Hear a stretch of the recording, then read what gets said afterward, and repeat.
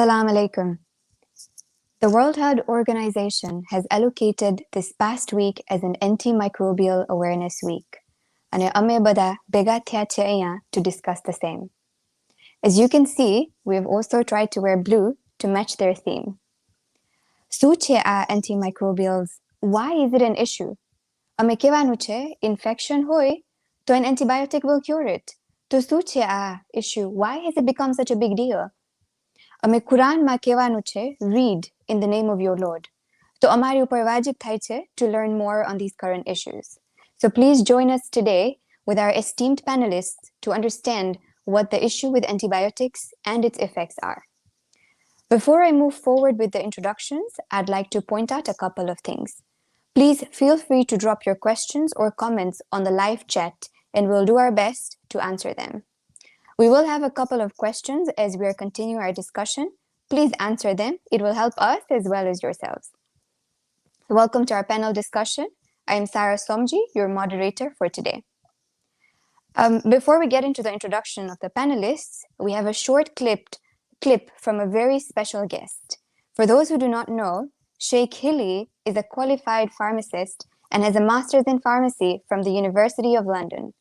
We're very honored to have him share with us a few insights. Let's watch. Bismillah ar-Rahman ar-Rahim. Allah subhanahu wa ta'ala, in His abundant generosity, kindness, grace and mercy, has bestowed upon us all so many favors and blessings. But with it comes responsibility. In the Holy Quran, Allah tabaraka wa ta'ala says, وَلَا تُسْرِفُوا إِنَّهُ لَا يُحِبُّ الْمُسْرِفِينَ. Do not be wasteful, because the Almighty dislikes those who are wasteful. One of the main challenges, according to the World Health Organization, that humanity faces coming forward now for the next few years is antimicrobial resistance. This is resistance to all kinds of the antibiotics that you and I are accustomed to utilizing. Statistics are quite frightening, to be honest. Some of them point to at least 700,000 to several million dying every year due to antimicrobial resistance around the world. According to the World Health Organization, 350 million people could die by 2050 if this issue is not necessarily addressed. And the United Nations says that that will mean that every year 10 million approximately people will die up until 2050. So we have a big challenge and a big responsibility.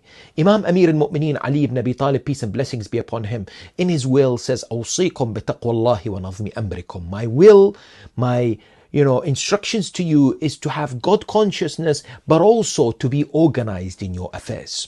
Today, we have a responsibility, each and every one of us. Don't say that, for example, what will my action help? Because everyone else is taking the antibiotics when they don't necessarily need it. That's the issue, that antibiotics should not be just immediately taken the moment I have some kind of runny nose or a cough and I rush towards these antibiotics. My action affects others. And so I have to be thinking as one group all around the world, as humanity, rather than selfishly or just for my own benefit. And hence Islamic instructions wants us to be collective in our approach, to preserve God's mercy and all the blessings that He has given us on this earth. This is part of, for example, looking after the environment, part of not being necessarily wasteful. If I do my bit before Allah subhanahu wa ta'ala, that is what matters. Each and every one of us, inshallah, can make that responsible decision, not to just take the antibiotics whenever they feel like it, but rather ensure that it's done under medical supervision and responsibly. May Allah subhanahu wa ta'ala bless you all.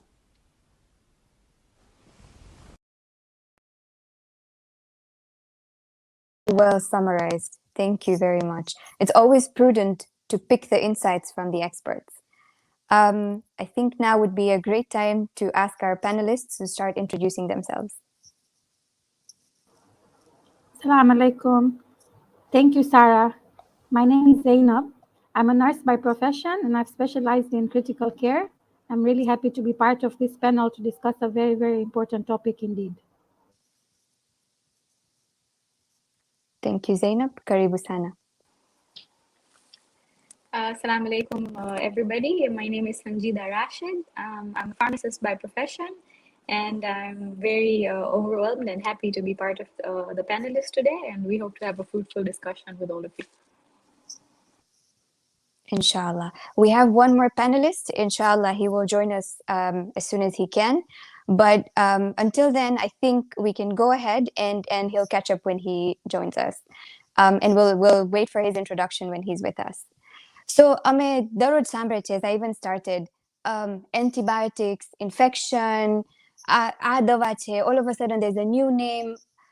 There's a lot of confusion around it. Sister Zainab, can you explain us what are antibiotics? Is there like different types of antibiotics? And there is an issue, that there's a problem, we should stop having antibiotics all the time. Why can't scientists just make new antibiotics? What's the big issue? Yes, so you see, in very simple words, antibiotics are medicines, which we all know. Yeah. So these are the medicines that can help to stop infections which are caused by bacteria. So how do these antibiotics work? They work in two ways. Either they kill the bacteria that is causing you to be sick, that is causing the infection, or they keep the bacteria from multiplying, from reproducing. All right. So these are the two mechanisms in which antibiotics help to stop infections which are caused by bacteria. Now, what is important to know is that only bacterial infections can be killed with antibiotics. So the common cold, flu, a lot of coughs, some infections of the chest, sore throats, stomach flu, they are not necessarily caused by bacteria. They may also be caused by viruses. So antibiotics don't work to treat infections which are caused by viruses. And this is something that your doctor needs to tell you whether to use an antibiotic or not.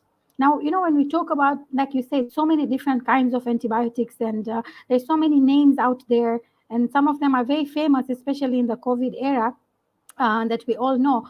But in very short, there's 5 generations of antibiotics, right?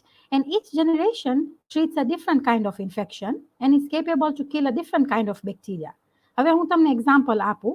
જો તમારા ઘરમાં મચ્છર હોય તો તમે gun વાપરીને તો મચ્છરને નહીં મારો ને. તમે તમારા હાથ વાપરશો ને you will slap the machar to kill it. પણ at the same time, જો તમારા ઘરમાં મેંડો આવશે તો તમે હાથ વાપરશો? No. You probably need a slipper, right, to hit the cockroach. At the same time, if let's say there is a rat, okay, let's say ઉંદર આવે ઘરમાં, તો તમે સ્લીપરથી મારશો ઉંદરને? નહીં મરે. You will probably need a bigger bat, right? So in the same way, the exact same way, different generations of antibiotics work in different ways. When you have a simple infection, not a very mischievous bacteria, then you can use first generation of antibiotics. If you have a really serious infection that needs something stronger, then you will use the 5th generation of antibiotics. That's why we see so many names, and that's why we see so many types of antibiotics. There's also different types of antibiotics. For example, if you have a sore throat, if you have a stomach infection, if you have a blood infection, right? So this is why we see that there are so many different kinds of antibiotics and so many different types of antibiotics out there. Now, Sarah, you asked a very interesting question that, why can't scientists just make their own, just make new antibiotics? Yeah, जो problem છે ને antibiotics કામ નથી કરતી, તો આપણે બીજી antibiotics બનાવે, But it's not as simple as that. You see, I'll give you a little bit of history. The first antibiotic that was ever discovered was in 1920, all right? And it was discovered by someone called Alexander Fleming. Now, he discovered it in 1920, but it took him more than 10 to 15 years until that antibiotic was actually able to be used for human consumption, that it was actually used to treat infections. Okay, so the first antibiotic that was actually used to treat infections was around 1945. Now, all the antibiotics that we know of today, more than hundreds of them, they have all been discovered between 1940 to 1960. Now, how many years ago is that? So till today, the same antibiotics are being used. Of course, there has been a little modification, a little change here and there, so as to make sure that the bacteria that are coming up are, new types of bacteria that are coming up are also covered with those antibiotics. However, essentially, the antibiotics that we use today are the same ones that have been created in those times. Now, you see how is an antibiotic made? Yeah, so there is a chemical, and this chemical is found in nature, and this chemical is then made into medicines which we eat, which will kill those bacteria that are in our body. Okay. Now, these chemicals which have been found in nature is where the difficulty is. The chemicals that the scientists are finding now are not able to be made into medications which are safe for human beings to consume. Because A chemical ભલે હશે પણ જો chemical bacteria સાથે ઇન્સાનને પણ મારી નાખશે તો એનો કાંઈ ફાયદો નથી, right? So that chemical needs to be safe for human consumption, which is the biggest challenge that scientists are facing right now. They are not able to make this medicine safe for human consumption. So we are stuck with the same antibiotics that we've had since 1940s, 1960s. Yeah. So this is the challenge, and there were about 50 new chemicals that were studied and could have potentially become antibiotics. But in 2017, they were all proven not to work against the bacteria that have now become superbugs that we will hear about as our talk show goes on. So it's a real challenge in the scientific world to find natural chemicals to be able to make new antibiotics. Thank you very much. I surely have learned so much. મને ખાલી હું થોડી confused થઈ ગઈ when you started talking about the mouse and the cockroach. I started getting panicky a little bit. Thank you very much. This was very informative. However, we know that these, as you have said, that these antibiotics kill these bacteria or the viruses. Now, if we clunk them all together into a group, microbes get here, right? So we all know microbes are those very small, as Sister Zainab told us, they very small creatures, but they can be harmless, but they can be very harmful as well. And as you mentioned a little earlier, I don't think we need to understand what a bad virus is or a bad bug is, right? Because we're living through a pandemic, a COVID pandemic, which has been caused by one virus. So in that case, we don't need to introduce ourselves to what a microbe or a virus is or what their potential is. Let's learn something more, right? Sanjida, અમે દરરોજ કહેવાય છે that there is some medicines that અમે pharmacyમાં જાય, you can just pick them up. You would just ask for it, you look for it on your phone, you have the name, you ask for it, you get it. But there are some that you need a doctor's note or you just can't pick it up off the counter. Can you just explain us what is the difference? Like, why is it that there's some that you just pick up and there's some that there are more constraints?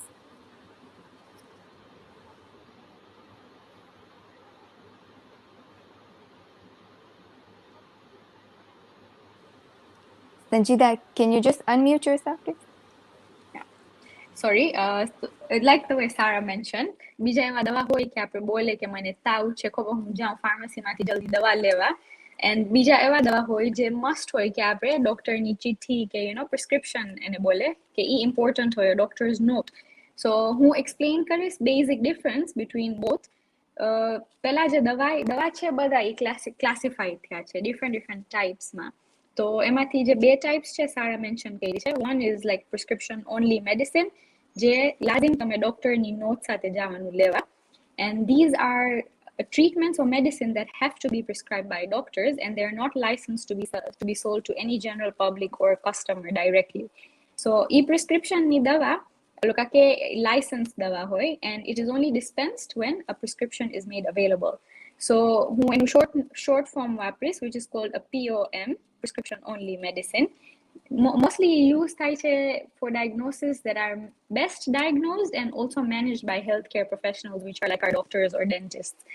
So these prescription classification is there because it minimizes the risk of patients misusing these drugs because they have a habit of forming like habit forming, or they're sometimes dangerous as well, like in terms of side effects or ADRs. ADRs matlab adverse drug reactions, ya ena side effects khali kharab hoy, ya to ewa conditions hoy je difficult hoy manage karwa. So it's important that you seek advice from a medical professional.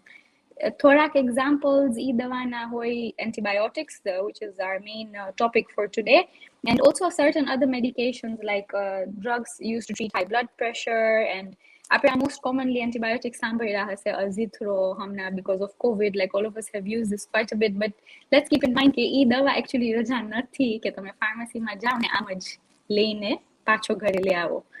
And there are many other painkillers as well, like tramadol as well. So Sarah no question hatu ke kem ઈ દવા આપણે ખાલી prescription through le, like reason શું છે એનું? Mostly because they are considered to be potentially harmful if not given under supervision, like not, તમે એટલું explain ના કરે કે કેવી રીતે વાપરવાનું, કેટલું ટાઈમમાં વાપરવાનું, what time of the day, in what dosing. So it is important કે supervised હોય by a healthcare professional. And certain prescription drugs also have additional controls because they have high potential of misuse or abuse. Misuse matlab ki aapne na use kare according to instructions, and abuse means overusing, like something in not the correct or prescribed manner. So બીજું જે હતું એ હતું આપણું over the counter drugs જે આપણને રજા હોય કે આપણે ફાર્મસીમાં જઈ શકીએ પોતે લેવા. તો એ એવી દવા હોય જે it is sold directly to you as a patient or a consumer, and તમને ડોક્ટરની પ્રિસ્ક્રિપ્શનની જરૂર ના પડે. So main examples for these would be pain relievers, like I explained, paracetamol or ibuprofen. They can be cough syrups, બીજા antihistamines છે, કમા loratadine. તો એ તમને easily મળી જાય pharmacies યા તો બીજા supermarketsમાં તમને મળે. I think under this, a lot of people would think maybe vitamins and supplements would fall under OTC, but they don't actually, because OTCs at least study nathi kaya, and they don't go under the same testing. So they are not classified as OTCs. Supplements should only be taken on advice by your healthcare professional. Unless તમારી બોડીમાં કાંઈ ઓછું હોય તો જ ખાવાનું. આપણે બહુ used to થઈ ગયા છે આપણી લાઈફમાં. Just walk to a pharmacy, get a supplement as well because you feel like, oh, I have a common cold, and you'll continue taking your vitamin C's. But don't do that. Always seek medical advice because these are not OTCs. Sanjida, sorry to interrupt. I just have a question. What do you mean by OTCs? Sorry. So OTCs are over-the-counter drugs. I should have said that earlier. In short form, so any drug that you can take without a prescription, like you already mentioned. And આપણે ભૂલે ના કે બધા ડ્રગ્સમાં છે ને side effects હોય ને બધા ડ્રગ્સના ઇફેક્ટ્સ પણ થાય જે ડેન્જરસ પણ થઈ શકે if we don't use correctly. So જ્યારે તમે જાઓ OTCs લેવા, make sure કરો કે તમે use કરો according to the dosage that the pharmacist has told you to use, or the box, the label on the box. હું કમા એક્ઝામ્પલ આપીશ તમને. Sometimes તમને લાગે કે you have a headache and just using paracetamol is okay. બીરાવાની કોશિશ નથી કરતી, પણ sometimes we know that headaches can also mean something else, like it can mean an early sign of a tumor or hemorrhage or anything similar. So sometimes when you feel like that this headache is not normal, it is better you seek advice and the doctor can prescribe for you these drugs. Keeping in mind આપણે બહુ વાપરે છે ibuprofen or ibuprofen, એ બધા aspirin based painkillers છે જેને heartburn નો issue હોય કે ulcer નો issue હોય, it can actually exacerbate, like make it worse. So what we are suggesting is even over the counter drugs should not be misused, and they should be used correctly because they can also lead to serious or detrimental side effects as well. It can even cause poisoning and other related organ damaging, which I'm sure we will touch on later on as well. That's it. Thank you. Thank you very much. That was also very informative. On this note, I would like to request Dr. Mazhar, who has just joined us, to introduce himself and to also help us answer Amara situation, like these less developed countries. How is it different from other countries, and why do we feel like it's more of an issue in our countries? Dr. Mazhar, over to you. You're muted. All right. Thank you, Sister Sarah. My apologies. I was actually in another meeting and got stuck in traffic, and that is why there was a little bit of delay from my side. So my name is Dr. Mazhar Amirali. I'm a specialist physician and a nephrologist attached at Queen National Hospital, and I usually visit at Aga Khan Hospital as well. And to answer your question, મારું ગુજરાતી જરાક તૂટેલું ફૂટેલું છે તો તમે મને બધા માફ કરજો, જેટલું થઈ શકશે એટલું વાત કરીશ. Najara Krema under English Nakide. So just bear with me on that, please. Right. So I've been catching up on the conversation by Sister Zainab and Sister Sanjida, and I mean they've talked quite a lot of relevant things. And just to answer your question, I mean, how are we different from other countries that are, the so-called developed countries and us in developing countries? You see, in a way, I mean, one thing would be the policies, how drugs are actually, given out, right? So you can go to a supermarket, just the way Sanjida was talking about, go to a supermarket and get an over-the-counter medication. But what kind of over-the-counter medications that are actually put out there are actually quite regulated. It's different from our side. And I'm not pointing this out to say that we don't have policies, we don't have regulations. But I think the enforcing of those regulations may be a bit lax. And I think slowly and steadily things are coming up. I mean, the council is there and is trying to enforce it. But I think we've been habituated to, going into a pharmacy and asking for something. And in a technical way, people have used the pharmacy as basically a shop for medicines. So you go to Russian and Dukan ma Russian level, it's the same as like, I've got a stomach bug, let me just go to a pharmacy and get the medication. And with all due respect to the pharmacists, I mean, they have got their clinical knowledge, there's no doubt about that, right? But at the end of the day, there are very few pharmacists that I personally have experienced to tell me, listen, you're taking this medication, but do you know this is the side effect XYZ? Majority of the people, you go there, and I mean, pharmacists can confess this. I want this medication, you will get it, right? That's it. At the end of the day, what do they want? They want to sell the product to you, and that's what they're going to do. So I think just to summarize everything is that I think the policies that we have in our country at the moment may perhaps be a bit lax, or rather, the habits and the, how do I say, the culture of us, counseling healthcare professionals, counseling our patients, right, coming in and asking for certain medications. I think that needs to kind of just come through on a regular basis now, rather than using the pharmacy, as a shop just for medication. Thank you. I think at some point everyone has probably been guilty of this. Hopefully we understand the importance of it, and inshallah, as we go along, we work along this change. On this note, thank you very much for everyone who is writing on the chat. We appreciate your comments. If you have any question, please feel free to write on the chat. Actually, we have one question for you all right now. And it will also appear on your screen. Have you ever used an antibiotic without a doctor's prescription? Don't worry, we won't say anything, just give your right answers. As you're commenting and you're giving us your answers, we will continue and then get back to your answer. So feel free to write in the chat if you have ever done that, and we will get back to it. So moving on. Badu antibiotic nu bolete, and how we are doing with the wrong thing by just picking it up. Doctor ne kobertan nathi to give us the doctor's note or prescription. What is the effect of it? We hear that it causes resistance. So what is resistance? What does it mean? Sister Zainab, can you enlighten us a little bit on that?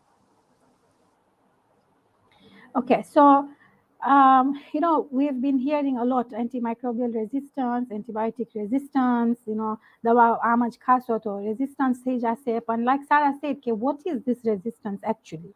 So again, I'll give you another example. જે લોકો માણસો પહાડો ઉપર રહે છે, like they stay on the mountains, yeah, એ લોકોના lungs એવી રીતના એડેપ્ટ થાય કે એ લોકોને આટલું બધું ઓક્સિજનની જરૂર ના પડે. જો આપણે જાય ઉપર માઉન્ટેનમાં તો આપણને આટલું બધું ઓક્સિજનની જરૂર પડે. પણ જે લોકો ઉવા જ રહે છે માઉન્ટેનના ઉપર, એ લોકોના lungs એવી રીતના એડેપ્ટ થઈ ગયા હોય કે એ લોકો they can do with less oxygen. Okay, so it is the same phenomena, because you see everything, all creatures, we evolve and we adapt, right? We adapt to our surroundings. In the same way, these bacteria that are also causing infections, they also evolve and they also adapt. Okay, so every time they are attacked with medicines to kill them, they actually get stronger. Yeah, they learn how to fight the medicine. Then they become what we call resistant. અમે કિસ્વાહીલીમાં કહે ને કે સુગુ થઈ જાય. They don't die anymore. Because હવે એ લોકો શીખી ગયા કે આ મેડિસિનને કેવી રીતના ફાઇટ કરવાનું. Okay? હવે what happens is આ strength જે એ લોકોને મળે, they pass it on when they multiply. તો હવે જ્યારે એ લોકોના જ્યારે બીજા બેક્ટેરિયા બોર્ન થાય, તો આ બીજા bacteria also are born with the same strength. They can use this strength to fight those medicines. So then suddenly you have a whole group of bacteria that don't die with the same medicine. And this is what we call superbugs. Yeah. And then what happens is that these superbugs then spread to different people, because we know bacterial infections can spread from one person to another person. So then these superbugs, they spread to different people. And what happens is suddenly you see that an antibiotic that used to work before, it doesn't work anymore. Yeah. So the more antibiotics we use, the faster these bacteria become resistant, the faster they learn how to fight these medicines. Yeah. And I think that we have this example even from COVID. Every time we see that the variant, the virus is getting stronger. Yeah. We managed to combat one, we see now it's getting stronger. We managed to combat the second one, we see it's getting stronger. So in the same way, yeah, these bacteria are also evolving. Every time we bombard them with medications, they just learn how to fight the medications. And then they don't die anymore. And that exactly is what we call resistance. So when we say antibiotic resistance, it means that those bacteria do not die using those antibiotics. So it is not that your body has become resistant to antibiotics or that your body is not able to make use of these antibiotics. It is actually those bacteria inside your body that are making you sick that are actually not responding to the medicines because they have learned how to fight those medicines. And then they are passing on this strength to more and more bacteria as they keep multiplying. Yeah, I hope that explains what is the meaning of resistance. Thank you very much, Zainab. So you mentioned that if one person gets the resistant bacteria, it also passes on to others.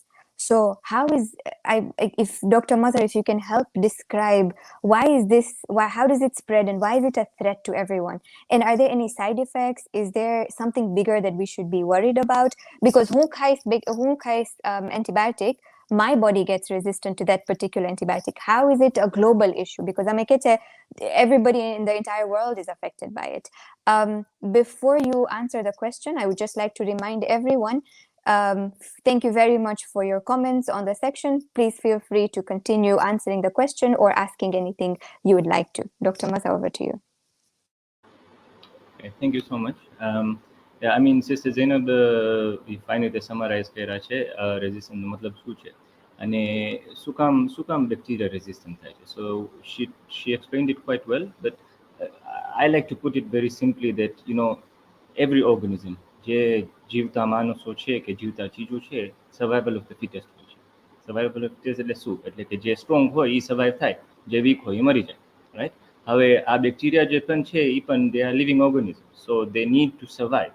In order to survive, they have to find ways to survive. હવે શું થાય છે કે say for example, you know, bacteria, you know, આપણે દવાને expose કરે છે, we expose them to medication. Now, depending on how they respond to that medication, maybe the dose is not enough, right? In the sense that the strength is not enough. So you're using, say, instead of using 1 gram, you're using 500 milligrams, right? Or you're using it for, instead of 10 days, you're using it for 5 days, right? So you will still be free of the symptoms, right? But your drug has not effectively cleared that particular bug. Now, you see, let me just take a step back here just to explain people what antibiotics do. Now, amara body ma je che ne immune system che, right? I'm not sure now if you guys have already talked about this, but if you've already talked about it, just stop me in my tracks. That amara body ma immune system che, immune system નું કામ શું છે? અસ્કારી જેવો છે, okay? એ ઇન્ટ્રુડર્સ ને રજા નથી આપતો અંદર તરફ. હવે ટાઈમ ટુ ટાઈમ માં જ્યારે અમારી ઇમ્યુન સિસ્ટમ કોઈ તરીકે વીક થઈ જાય, right? So those bacteria get into our body. Now our immune system tends to fight them. Now how does it fight them? By mobilizing certain white cells and all of these things in the case of bacteria. And then we start having fevers and coughing, and all of these signs are that our immune system is trying, right? હવે પછી થકારો થઈ જાય and you can't eat and all of that. This is a way of your body telling you, okay, I have tried whatever I can to try and get rid of this organism, but I can't. So help me. And the way we help the body is by giving certain medications that will then act on that particular organism. So what exactly then happens is that you have to use it at a certain time so that your immune system can recover in such a way that it can clear off the rest of the bacteria that is left. So you're reducing basically the load of the bacteria that is there in the system. Now, if you cut down on your dosage, either by time or by the actual dose, those bacteria learn, oh, this particular compound, right, is killing my friends. So we need to find a way to be resistant, to be stronger, so that it doesn't kill us. Now, the second part of your question was, so I misuse the dose. Why is it affecting you, right? So now remember that there is something called shedding, right? So you have the infection, right? But if you sneeze or you cough, you are spreading it out, right? So you already have a resistant pathogen. Take COVID for an example. I mean, mask, right? Because if I cough, if I sneeze, there's a chance that I'm going to give it to you, right? And same thing with other bacterial infections or other illnesses, right? That if you have a resistant organism in you, and you say cough or sneeze or shake hands with somebody, you can transfer it from you to them. And the same way COVID has been transmitted from one person to 2 people, to 8 people, to 20 people, to 100 people. You will do the same thing depending on the infectivity of the bug. Eventually, it will become a problem for the whole world. And that is why we say, and that is why we are actually having this conversation right now, is that we are not developing any new antibiotics, right? Because of all the caveats that Sister Zainab has mentioned.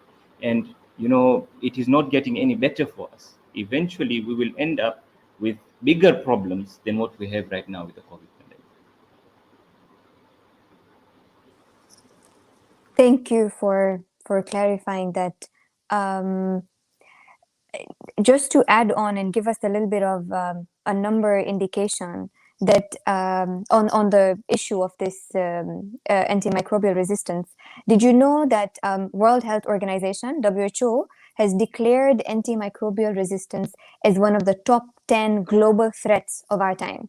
Amara je zamana mache and beyond us, it is one of the top 10 global healths. Another fact that I would like to point out is 47 million antibiotics are prescribed for infections that don't need them. Comment ma, we have one that says, comment that says that the doctors are prescribing too many antibiotics. I think it is also present in the facts that we see from WHO. And let me give you an example. I know Sister Zainab and Dr. Mazhar have given us good examples, and COVID is a very typical example, but something that we've lived with for a longer time than COVID. I'm sure we all know TB, right? Tuberculosis. Huansiti recently, the WHO says in 2018, there were about 500,000 cases that were resistant to the drug that treats TB, so the antibiotic that treats it. But even worse than that, khali ek drug nu resistant na hatu. Most of these that were resistant to more than one of the drugs. So je drugs that were most powerful to treat it are now not working in people. So just to reiterate what Sister Zainab and Dr. Mazhar and Sanjida are saying is that this is an actual issue, and as much as we don't realize it, it's building up, and over time it will catch up to us, to all of us. However, I would just like to say, you know, I don't know how prevalent it is in the situation in everyone's household, but sometimes the sample chane ek box antibiotics no gare rakhun chu in case koine flu થઈ જાય, કોઈને થકારો થાય, antibiotics ખાઈ લેવાનું ને એક જ કે બે વાંધો નહીં આવે.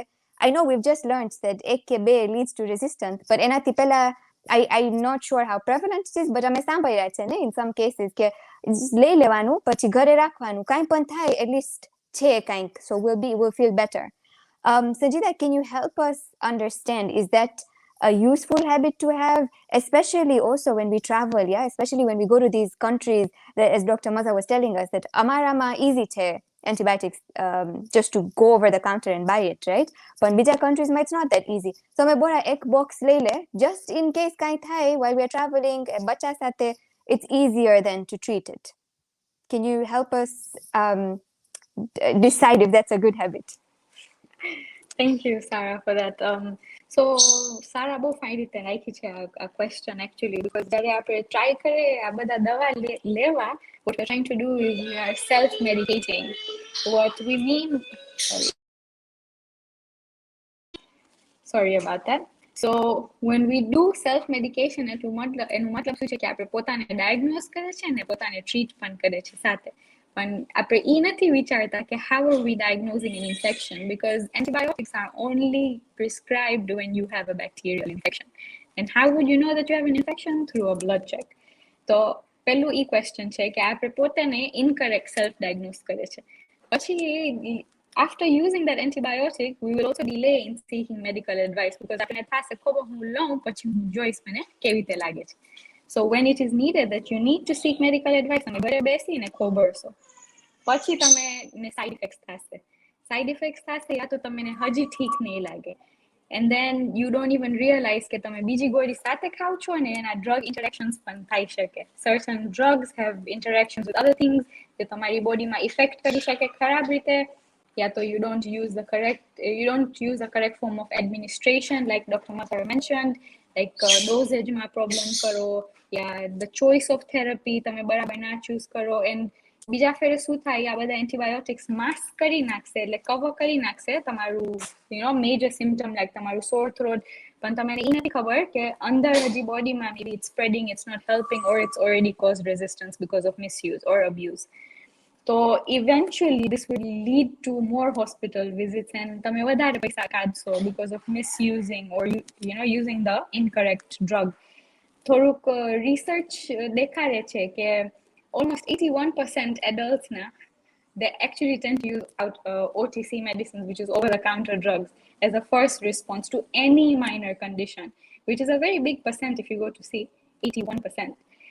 And like Sarah mentioned, traveling, the community even to carry a bulk of medication, but do we keep in mind that there's a lot of things that come when we are carrying medication?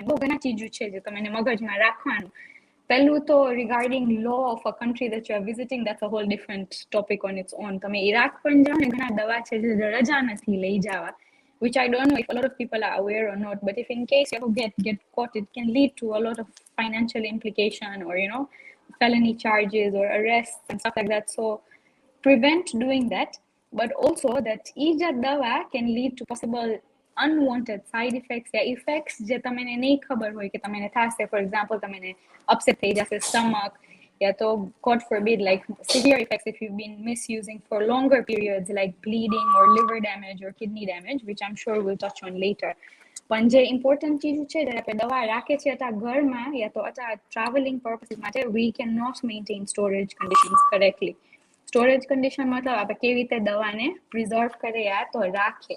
જ્યારે કોઈ દવા ફાર્મસીમાં પડ્યું હોય છે એનું requirement હોય કે certain temperatureમાં maintain થાય. Something as simple as just humidity, air, light, direct sunlight, all those things play a role. So these are all drug related factors and they affect the active ingredient. The dawa ખાસ છે ને એને affect કરે. So when a drug is stored in any temperature that can be too high or too low, and chemical stability affect થઈ જાય. That means drug degrade થઈ જશે and impurities form થશે. Impurities તમને દેખાય નહીં આંખેથી at most times. Sometimes it does show color changes, but this degradation can cause real problems જ્યારે તમે drug લ્યો. So એટલે આપણે કહે કે improper medicine temperature storage can alter અચા physical properties યા તો અચા chemical properties જે આપણે નથી જોઈ શકતા. So it can change something like color, texture, it can emit like થોડીક smell યા odor, યા તો taste માં change થઈ જશે. These are called physical changes. But according to WHO, pharmaceutical products must be stored in an environment with very good ventilation. It should have no odor or light in that area. Humidity 60% એનાથી નીચે હોવું જોઈએ. Temperature regulations, so depending on which drug you keep. For example, આપણે બચ્ચાની દવા લઈ જાય છે, antibiotics જેમાં પાણી નાખીને reconstitute કરે, આપણે બોલે reconstituted drugs. Do we know that those drugs need to be stored in the fridge, or that they cannot last for more than like 5 or 7 days outside even? But outside meaning at what temperatures? 30? No, that's too high. So we are not aware of all these little details, and they can actually lead to poisoning of our own children. So why are we doing that to us and the life of the people that we love? Why not just seek medical advice? પછી તમે decide કરો કે કઈ દવા suitable છે જો તમે બીમાર થયા તો. Thank you, sir. Thank you, Sanjida. I would just like to take us back to Dr. Mazhar before I pose a controversial question to all of you. But Dr. Mazhar, if you can just enlighten us a little bit. Sanjida had roughly mentioned side effects, Chair, but can you just enlighten us, what are the side effects of having an antibiotics in terms of liver, kidney? Okay, I think she got cut off there a bit. But I think the question is overall, what are the side effects of taking self-prescribed drugs, including over-the-counter drugs and antibiotics? So basically, I mean, with anything, with any kind of medication, there will be a side effect, even if it is just nausea and vomiting, right? It's part and parcel of the side effects. However, I think the side effects are also how do I say this, graded, mild, moderate કે severe. ને side effects જેમ હોય છે એ common પણ હોય છે ને rare પણ હોય છે. હવે ડિપેન્ડ થાય છે કે કોને કઈ સાઇડ ઇફેક્ટ થશે. It is very difficult to say. However, say for example, I can take a medication and I'm completely fine with it, but I give the same medication to my brother or to my friend and he gets a severe allergic reaction to it, right? So these things can occur and we don't know, right, that who can get it and who can't get it. But specifically, if you go to see, I mean, I'm a nephrologist, so a kidney specialist. For me, over-the-counter drugs are red flags, right? When somebody tells me that they are taking over-the-counter medications, for me, it's like, okay, I need to take a step back and educate this person on what these over-the-counter drugs are, what are they doing to your body, and what are they specifically doing to your kidneys. And I mean, examples, very, very, very, common examples are that, you've got a headache or you've got a slight fever, and the first thing you're going to do is, I'm going to quickly go take a diclofenac or a brufen, all right? Or you're walking somewhere and you slipped and you fell and you've got a sprain, and you take paracetamol or brufen or diclofar, mixture of all of these things. And you see, these drugs in a way are safe, but given the right circumstances, they can cause very bad problems. I mean, they can cause kidney failure, right? I mean, at multiple areas, right? So the kidney can be damaged acutely, in the sense that જરાક વાર વાસ્તે problem થઈ જાય પછી પાછો recover થઈ જાય. કોક ફેરે બહુ જ ખરાબ રીતે you can involve the kidneys and you completely go into kidney failure. Same thing with the liver as well. There are certain antibiotics, something like augmentin, which is a very commonly prescribed antibiotic. Something sore throat jarak hoy, be it bacterial ke viral, it doesn't really matter. The first thing you're going to get is amoxiclav or augmentin. Or during the COVID era, when everybody was coming in and they used to get these cocktails, augmentin, cephaloxime, whatever, anything, just give it, right? So the point that I'm trying to make is that these drugs are not as safe as they look, right? You may be one of the lucky ones that you don't get side effects, but people can get very severe side effects. And especially, I mean, augmentin is a penicillin, right? So if people get penicillin allergies, they can get anywhere from a skin rash all the way to low blood pressure, anaphylaxis, and they can die from it, right? So this is not me trying to scare people not taking antibiotics. Please do take them if they are indicated, but please follow the right protocols, right? And keep yourself safe. You want to get better, but why are you looking for trouble? Why are you looking for problems, right? You go to the right channel. I mean, for me, my car is broken down. I'm not going to be a hero and start fixing it myself. I'm going to take it to the mechanic. I'm going to put my finger in somewhere and get my finger cut. I mean, I'm not going to do that. It's not sensible, right? So why do we take medication for granted? I mean, these things are as dangerous as they seem to be, that they are safe. Thank you for that. While we're at it, can you give us steps to prevent this resistance, or what do you do when your doctor or your pharmacist, or you just go and some healthcare professional that you're not sure about tells you to take antibiotics? Should we just take it every time we feel like we should? Can you just give us steps on how we can do better? So, I mean, the thing is that, yes, it is a bit of a problem. And again, you see, we as doctors, as medical professionals, are trained to practice our profession ethically, right? You have a whole lecture or whole module on ethics, right? Okay, તમે બરાબર તમારું કામ કરો, use your humanity to treat people.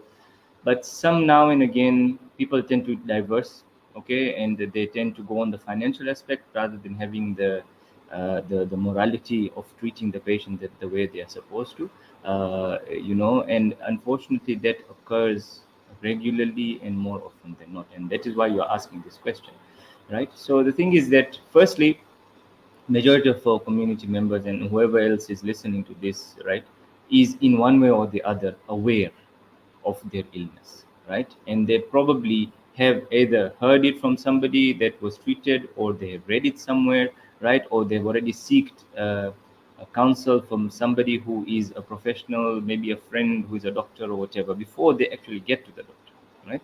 So in that way, you already know what's going on. You're just basically going for a second or a third opinion, which is a good thing. I'm not saying it's a bad thing. It's actually very good, because at the end of the day, what you want is you want to make sure that, one, you have the illness. Secondly, you want to find out what that illness is. And thirdly, you want to know what drug you can you're going to be prescribed, and what you can use it, and if it is actually relevant or not. Now, once you go there, say for example, now we're talking about antibiotics, right? You go there to the doctor and you just have, say, a runny nose and a sore throat, but nothing else, right? So the doctor will say, this is, a flu or whatever, a sore throat, I'm going to give you antibiotics. Always have this at the back of your mind, right? That if you have a bacterial infection, a bacterial infection is a serious infection. Yes, viral infections can be severe, COVID, hepatitis, and all of these other things. But on multiple occasions, your common viruses that you get for flu, sore throat, upper respiratory tract infections, and all of these things are bearable. How do I say this? In the sense that they usually have a very low grade fever, very mild symptoms, and within 2-3 days you actually feel better without even taking antibiotics. Whereas a bacterial infection is a bit more of a serious infection, and your temperature will be higher, 39, 38.5. These are the high grade fevers that we're talking about. So that will be one of the signs. The other signs will be that you'll feel very weak, lethargic, feel like can't get out of the bed kind of thing, right? Obviously, you'll have other symptoms as well, vomiting, nausea, and all of these other things.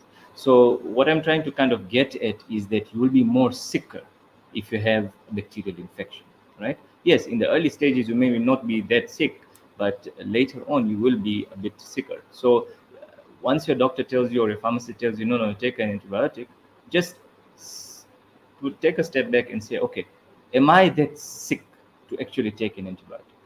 Or am I happy with this doctor's prescription, right? You are not happy, no problem.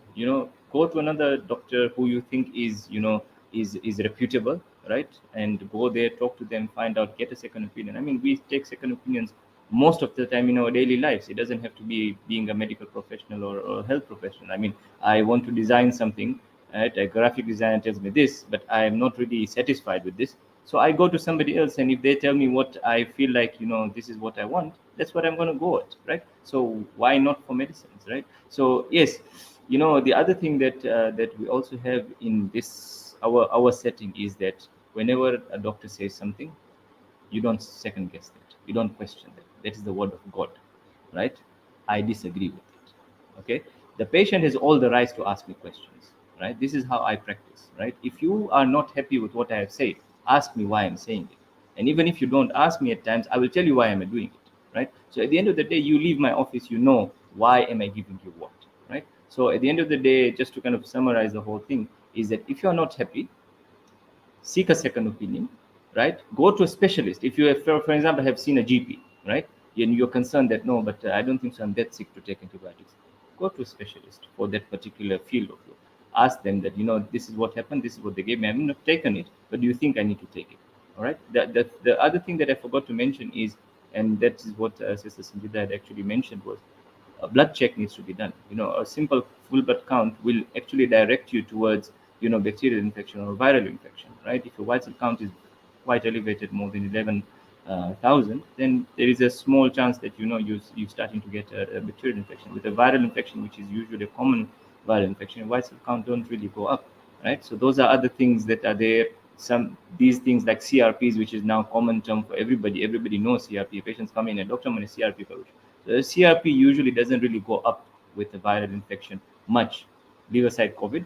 But all these other common colds, you'll get your CRP going up to 10. But if it's a bacterial infection, go up to 60, 70, you know.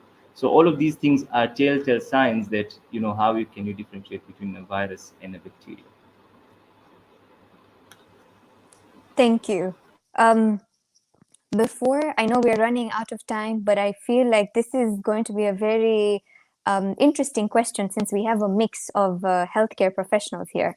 And I'm probably throwing you under the bus, but you will sort out with your fellow healthcare professionals after we're done with this.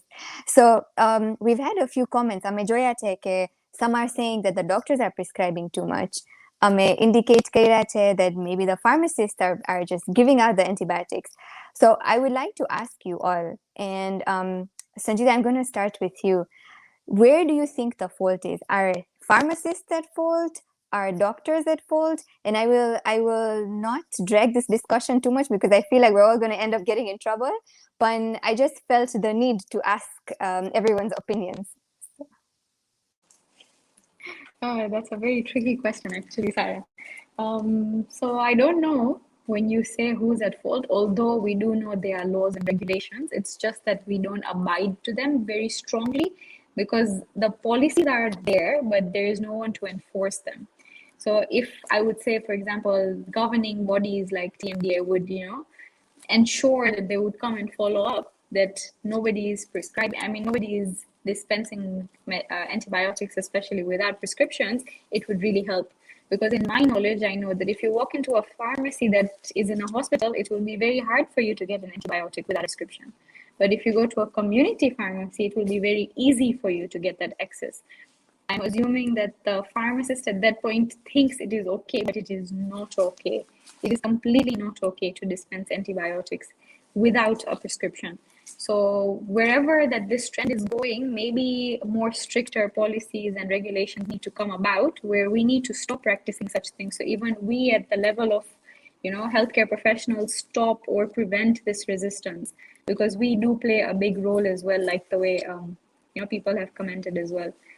So yes, we will try and enforce that as well. Thank you. Thank you.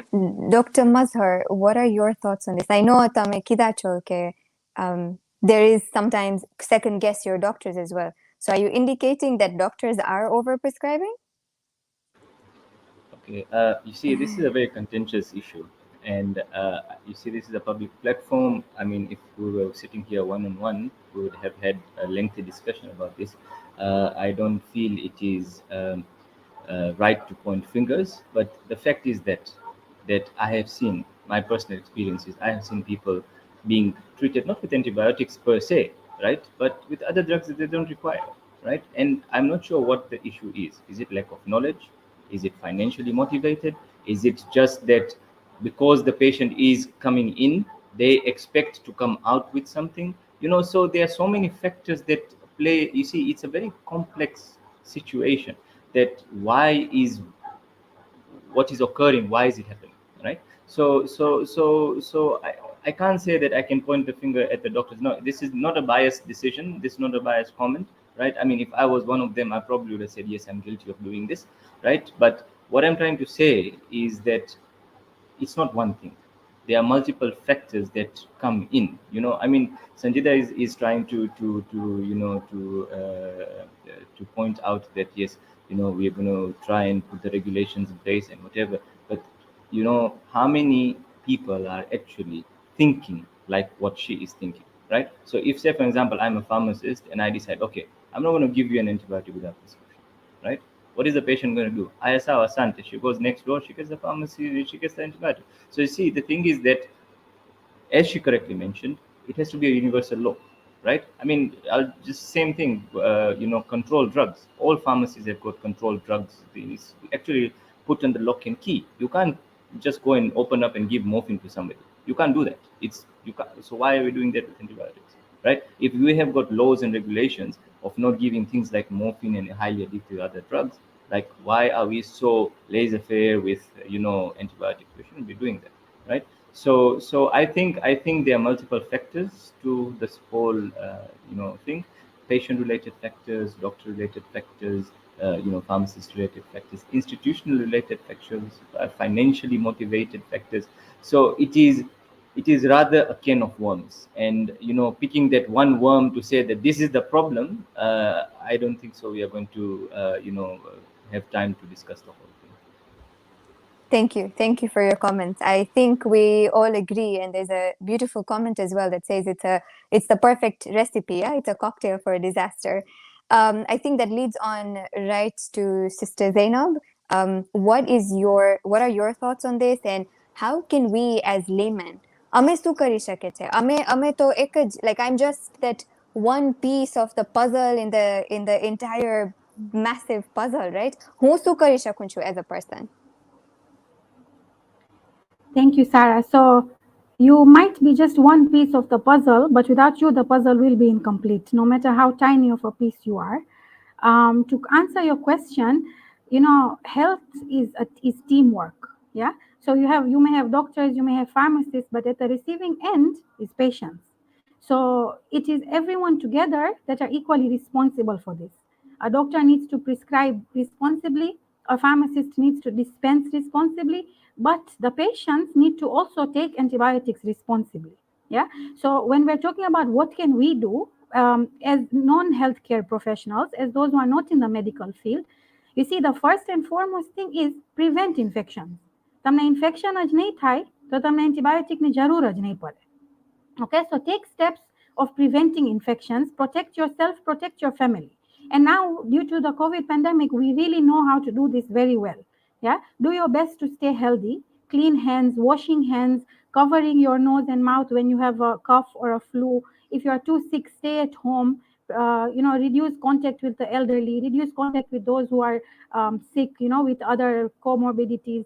If there is any recommended vaccinations, especially for children, make sure that they are vaccinated. So prevent those infections in the first place. But, God forbid you do get sick and you do get vaccinated. So when your doctor tells you, that you don't need antibiotics, trust your doctor. Yeah, we've been talking about how to second guess the doctor when they prescribe antibiotics. But on the other side of the coin is when your doctor tells you that you don't need an antibiotic, don't go looking for another doctor who is going to give you an antibiotic. Yeah, so trust that your doctor knows what he's doing for you or she's doing for you. But if you are given and if you are prescribed with an antibiotic, then make sure that you are being given antibiotics that are not too strong, but just good enough for the bacterial infection which you are having. So remember, like I mentioned in the opening, that remember to ask your doctor that is he or she trying to kill a mosquito with a gun. Make sure to be aware. And there is a lot of information out there, so patients need to be aware as well of what they are putting into their system. Yeah, but when you are given an antibiotic, please finish the dose. You cannot take an antibiotic for 1 day, 2 days, and when you feel better, put it in the drawer so that you can use it next time. That doesn't work. If you are prescribed an antibiotic for 7 days, even if you are feeling better, finish the dose. Okay, do not share your antibiotics. Do not keep your antibiotics for someone else to use. We've seen many times કે મને આ બહુ કામ આવી હતી, તું try કર, 2 દિવસ ખા તો ઠીક થઈ જાય. That's not how it works. You do not share antibiotics. You finish your dose and that's it, it's done. So please do not keep antibiotics to share. Do not prescribe antibiotics for other people. Yeah, we've seen this during COVID. I'm having a loss of smell, I'm having a loss of taste, people start prescribing antibiotics. Yeah, so please make sure that you're not doing this. Ask whoever is sick to see a doctor. And remember that antibiotics do not help in a viral infection. So not every flu and not every cough and not every fever requires an antibiotic. And I think that we cannot stress this enough. This problem of antimicrobial resistance is real. It's a real problem. In 10 to 15 years from now, we could have so many deaths that we will have nobody left to talk about these problems with. If you keep together all the deaths that are being caused by all the diseases that we know today, put cancer, put tuberculosis, put HIV, put COVID, that the number of deaths that are being caused by these diseases and the number of deaths that will be caused by resistance to antibiotics is far greater. So we need to understand the gravity of this situation, that if me and you and us, if we don't act on this today, then we are looking for trouble 10 to 15 years from now. Simple cough and simple flu will kill us. We will not be able to perform surgeries because we know surgeries always need antibiotics because you're introducing infections to the body. So simple things we will not be able to treat, and we will be actually going back to the 1920s. And we do not have a means to discover new antibiotics right now. So you need to understand the gravity of this situation, and educate others. Yeah, let's all make a vow that we will treat antibiotics with care. We will handle them with care. They are precious, and they may go very soon. They may go extinct. We do not want to go back to 1920, like I have mentioned. So spread the awareness. Take responsibility for yourself, for your family, and for the generations to come. It is definitely in our hands. Thank you very much for that succinct summary. Just to add on, as you're saying, koi baki nahi rahe, if we don't take this seriously, WHO says by 2050, each year 10 million people will die of resistance if we do not act on it. On that note, I would like to end the panel discussion. End karena pehla, I would just like to remind us, ame su cover kaira che, and I think our panelists have done an amazing job to share with us their expertise. Pan hu khali summarize karis, panelists feel free to jump in if I'm misrepresenting what you said. Ame samajha ke antibiotics bau kamna che. Ne bacteria, virus, microbes, badi thekane che, but not everything needs to be treated by antibiotics. આખો દિવસ અમે નાના ચીજોમાં antibiotics ના વાપરે. As Sister Zainab rightly summarized કે every small thing ma antibiotics are not required. They are very precious. We should use them with care. And બીજું જે she also mentioned is that it's a global threat. અમે સમજે that even though we think we can't do much, we can make a difference, and we are part of the problem, as we have discussed. અમે try કરે અમારા part માંથી to make that change. Yes, amari પાસે reasons છે, as Dr. Mazhar was saying, that some are financial, some are, maybe it's the systematic issues, some are cultural, some are just out of habit. Amari પાસે reasons છે, પણ અમે સમજે કે the effects are larger, and it's not just ending at us. The effects are global, actually. બધાને affect કરશે. And we also need to understand that this problem will not stop in a year or two. It is something that will go on for our lifetime, and we might have to, this might reach, it will hit hard if we don't do anything. અને અમે Sister Zainab and Dr. Mazhar આપ્યા છે very good steps to prevent and try and avoid this problem. And Sister Sanjida has also reminded us on how to be careful while we're at least going to the pharmacies, and how we should deal with such kind of things. I would like to ask if any of you have any final comments before we end the session. Okay. Before we end, I would like to thank CMB and the organizers for putting together this discussion. I would like to thank you panelists for your amazing contribution and your expertise knowledge. Asanteni sana. Not forgetting Sheikh Hilli for his insight and good information for us. But most importantly, thank you very much to you viewers. Thank you very much for spending your time with us and listening to us. If you have any questions, please feel free to even drop an email on the email address that is on the screen. Thank you very much for your contribution on the chat. That is very useful. And thank you once again for joining us on this platform. Thank you very much. Asante ni sana.